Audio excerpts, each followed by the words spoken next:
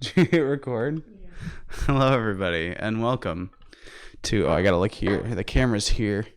So, as you've probably noticed, considering this is the second episode of the Collective Corner that's on a couch, these are gonna get less and less serious every Sunday because we're in quarantine, and obviously we can't do the collective record because Oliver, we don't want to, be,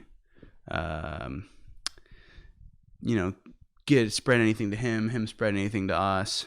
So we're, we're going to play it safe. We're just going to do another collective corner. Probably, yeah, going to be even less. I keep the computer's here and the camera's here. So if I keep looking over there, I'm sorry, because I can see myself moving around. So I apologize for that. No, it's fine. You don't have to move it, but I'm going to probably keep looking. So, coronavirus update. We'll talk for a little bit, and then I'll see you later. So, we have had a lot more of a spread of the coronavirus in Canada. We're up to 1,300 cases. Wowee. I don't even remember what we were last Sunday. Something like... 700 or something. No, not last Sunday. Yeah. Or 70. 700. I don't know. It was like 100 or something. It was in that area. It was in the 100 area. Now we're up to 1,300. That's a lot. That's a lot really fast. But not compared to like Italy though. So it's okay. It's all good. We're doing okay. Just yeah, I'm trying to keep the mic at a manageable level. That probably didn't help. Yeah, we're at about 1,300 cases. So it's spreading. We knew it was going to spread, though, right? Like, it's not a shock that we're up to 1,300 cases, but you read that and you're like, oh my gosh, it's kind of scary, dude. No, don't worry. It's okay. It's all good. It's fine. It's a little freaky, but it's fine. Okay, we're doing okay. Schools are locked down for a reason. I think every province is in school lockdown right now. I think, yeah. So every province, their schools are closed, but Saskatchewan and Alberta are closed, I think, till September, which is like, wow, that's a long time. That's a long time. That's a long time for schools to be closed all the way till next freaking year. But yeah, we're okay in Ontario still. We're the school year we're closed till April 6th. April 6th. 6th. We're closed till April 6th. No, we're closed till April 6th. April 6th we open up. So are we going to actually open up on April 6th? That seems to be up for debate right now. Doug Ford seems to be open to not doing that. Extending. I think Stephen Lecce, my favorite education minister of all time, I think he talked about the figures that could be extended by are 2 weeks or the rest of the year.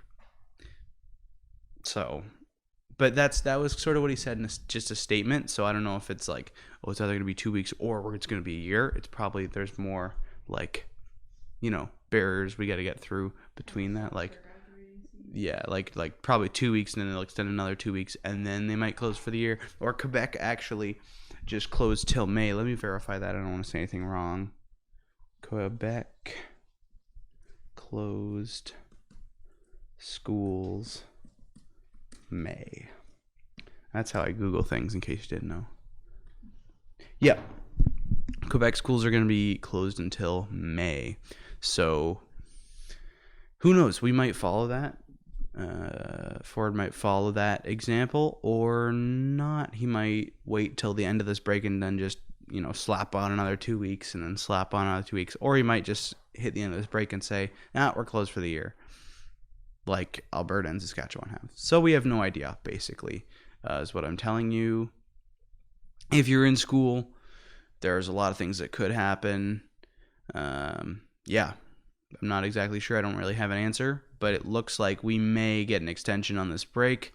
I know the province has been looking at e-learning. I think they have programs out or are soon to be out. We don't really know if those are going to be mandatory. I assume if we're out for the year, it's going to be mandatory because we can't just not learn anything else. Students who don't have access. That's the thing, is students who don't have access, we have no idea, because libraries are also closed. So we're in a tough spot in a lot of different ways.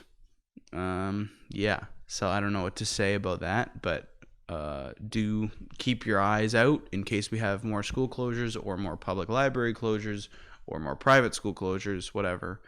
But yeah, keep an eye on that because that could get more serious, could have an extension, could have mandatory e-learning. Keep an eye. So the federal government also announced a new spending bill. And I wanted to go over the details of this because I don't know, I feel like it's kind of important because if anybody here knows somebody who needs these support systems or, whatever, needs to talk about it, I'll go over it, and then, you have the information because information is power. So the federal government launched a spending bill. It's calculated about $82 billion, but I think a lot of that is tax. They're pushing back the date you have to have your taxes in till August. So I think that's what a lot of that is. It's just the cost of having like no revenue until August. So here are some of the benefits.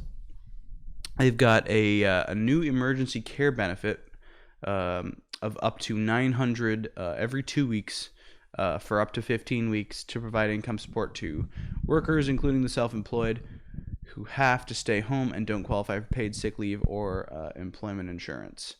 Now, this is from CBC, and that measure could be up to about $10 billion total. A new emergency support benefit to provide up to $5 billion in support to workers who are not eligible for EI and who are facing unemployment. A 6-month interest-free reprieve on student loan payments. Doubling the homeless care program, extending the tax filing deadline to June 1st. That's my bad. Allowing taxpayers to defer until August 31st. No, okay, I was right. Allowing taxpayers to defer until August 31st tax payments that are due after today and before September. And $305 million for a new Indigenous Community Support Fund to address immediate needs in First Nations, Inuit, and Métis communities. So a few different things there. I think the biggest one that's applicable to people who are unemployed is obviously that emergency support benefit or the emergency care benefit. So, if you're in that position and you're not eligible for EI for some reason, those are good things to look into. I'm sure you can go to canada.ca, which is the government's website, have a look how you need to apply. I'm sure you'll be able to find it there. Other than that, keep social distancing, okay? Keep away from people.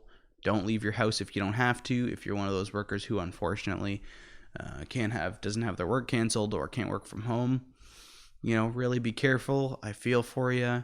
Don't, just be careful. All right. Be careful at work. Don't touch your face. If you're preparing food, just, obviously be super careful. There's obviously stuff in place at your work, probably, if you're preparing food. Stay home. Only go to the grocery store if you really have to. And when you are there, buy enough so that you don't have to go out for a while again.